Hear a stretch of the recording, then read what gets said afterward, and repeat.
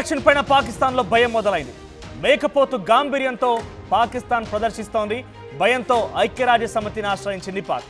24 గంటల నుంచి 36 గంటల్లో భారత్ దాడి చేస్తున్నందున భయంతో ఉన్నామని చెప్పి ఆ పాక్ సంబంధించినటువంటి ఒక మంత్రి చెప్తున్నారు, ఇన్ఫర్మేషన్ మంత్రి చెప్తున్నారు. తమకి క్రెడిబుల్ ఎవిడెన్స్ కూడా ఉందట. పక్కగా తమకున్నటువంటి ఇంటెలిజెన్స్ సమాచారంతో పాకిస్తాన్ పైన భారత్ ఏ క్షణంలో అయినా కూడా 24 గంటల నుంచి 36 గంటల్లో దాడి చేసే అవకాశం ఉందని చెప్పి ఆయన మాట్లాడుకొచ్చారు. ఇక యుఎన్ చీఫ్ గుటెరెస్తో ఫోన్లో మాట్లాడారు పాక్ ప్రధాని షహబాజ్ షరీఫ్. భారత్ నుంచి రక్షించాలంటూ కూడా కోరుకున్నారు. ఫాల్గాన్ దాడిపైన విచారణ జరిపించాలని కోరుతున్నామని షరీఫ్ అన్నారు.